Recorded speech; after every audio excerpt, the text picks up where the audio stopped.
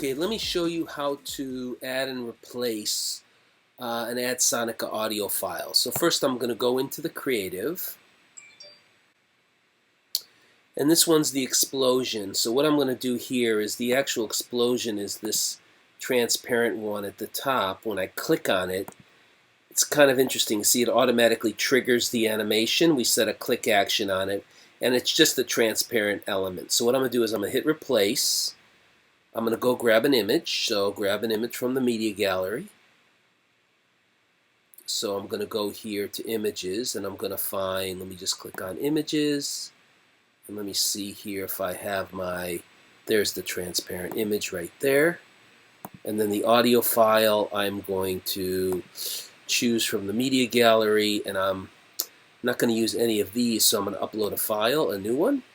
I'm going to choose File, and I'm going to go to my desktop, and I'm going to go into my folder here. Let me find this.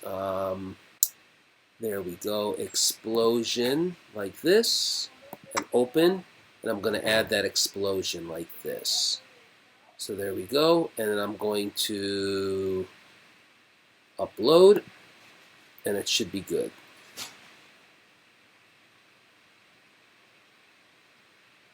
Now let me hit play.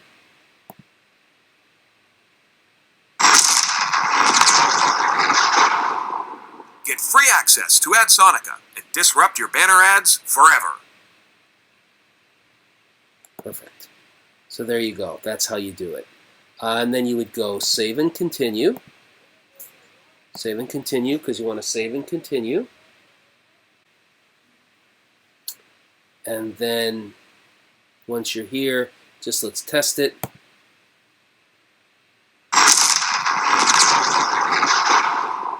Get free access to Adsonica and disrupt your banner ads forever. And then hit publish all, and that will actually publish it across all of the different sizes.